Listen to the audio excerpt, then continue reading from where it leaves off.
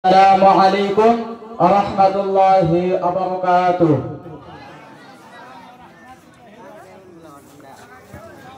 Alhamdulillahi nahmaduhu wa মহান আল্লাহ পাকের জন্য সকলে মিলে শুকরিয়া আদায় করি।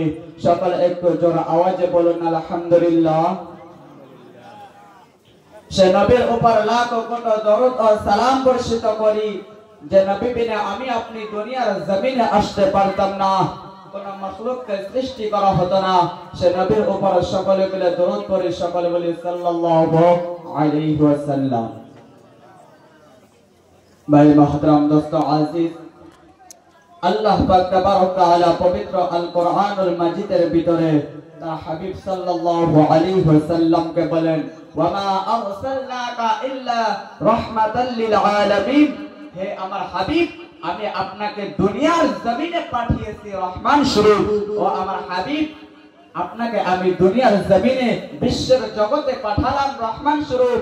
আব্বাজি আমার সোনা মালিকেরা, এবার আল্লাহর হাবিব সাল্লাল্লাহু আলাইহি ওয়াসাল্লাম যখন দুনিয়ার জমিনে প্রেরণ করলেন, মা আমিনার গর্ভে থেকে যখন তিনি দুনিয়ার বুকে আসলেন, আসার পরে পরে তার বয়স যখন 1-2 এরকম করে প্রায় 40 বছর সম্পূর্ণ হয়ে গেলেন।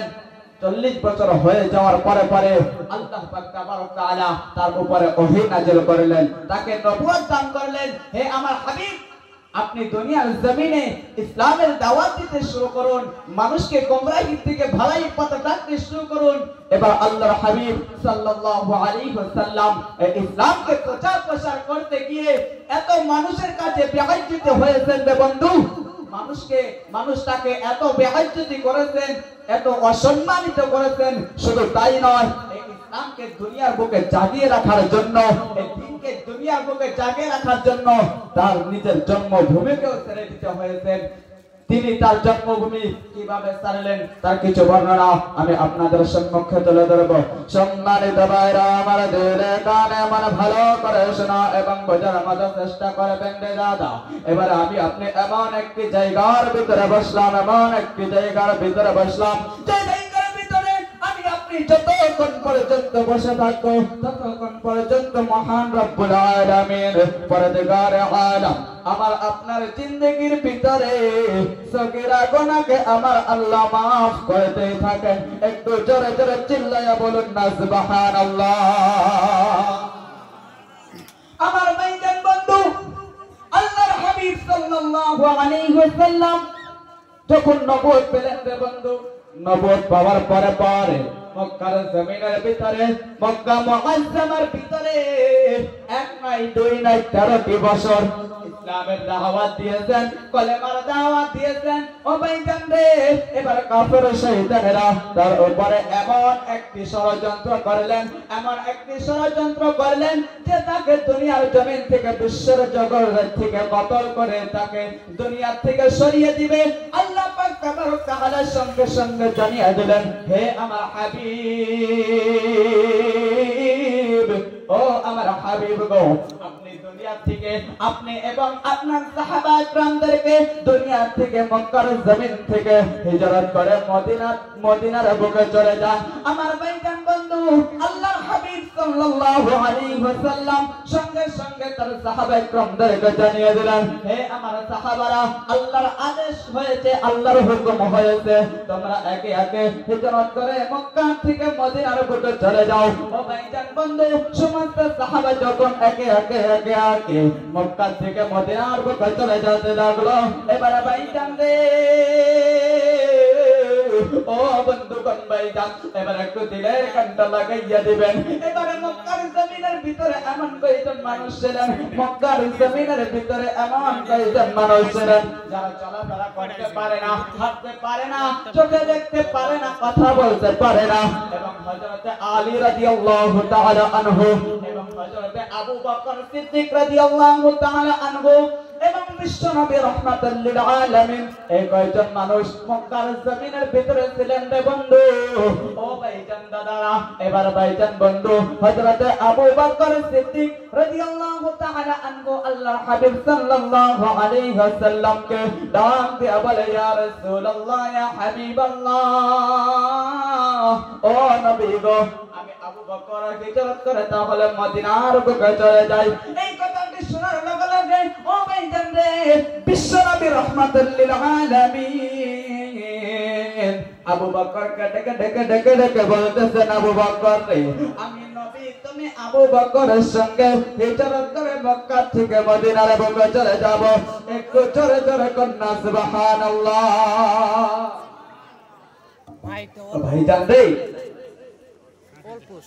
এই কথাটি শোনার লগে লগে আবু বকর সিদ্দিক রাদিয়াল্লাহু তাআলা আনহু এত আনন্দ হয়ে গেল, এত খুশি হয়ে গেলেন রে ভাইজান।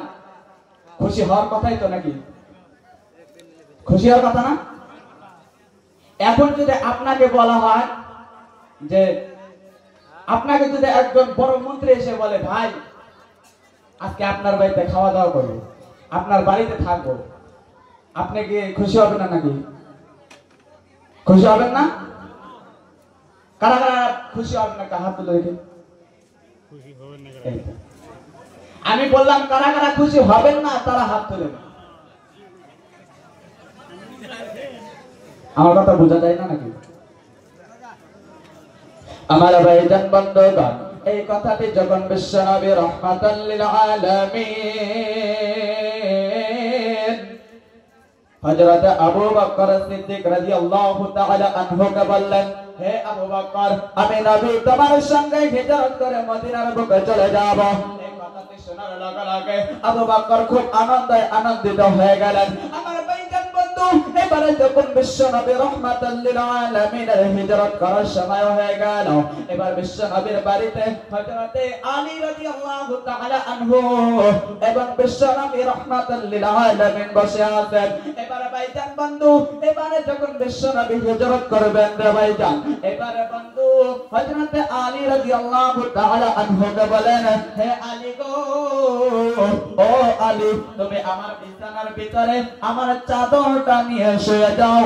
তাই তো কবি গজলের ভিতরে বলেন, নবী বলে, হযরত আলী আছে বিছানা খালি, আমার বিছানায় তুমি শুয়ে যাও। আজ নবী গো আমার বানায়া সংসার, হিজরত করিয়া চলেন মদিনায়। আজ নবী গো আমার বানায়া বাজার, শুয়ে আছেন সোনার মদিনায়।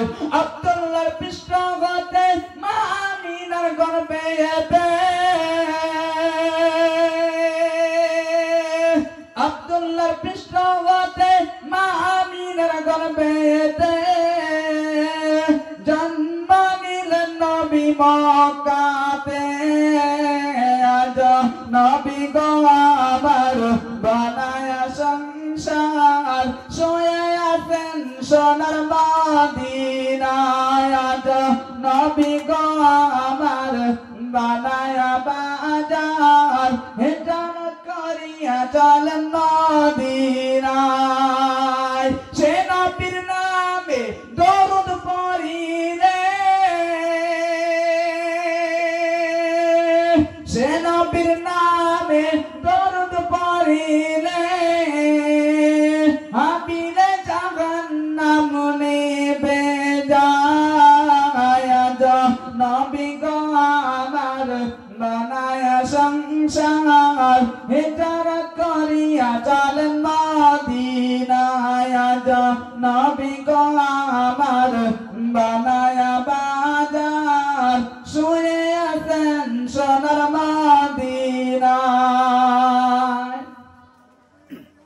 তো যাই হোক বন্ধু, আব্বাজি, আমার সোনা মালিকেরা, আমার টাইম যেহেতু শেষ হয়ে গিয়েছে, আমি আপনাদের সম্মুখে যতটুকু কথা বললাম, এর ভিতরে যদি কোন রকম ভুল বেআদব হয়ে থাকে, আপনারা আমাকে সন্তান হিসাবে ক্ষমা করে দেবেন।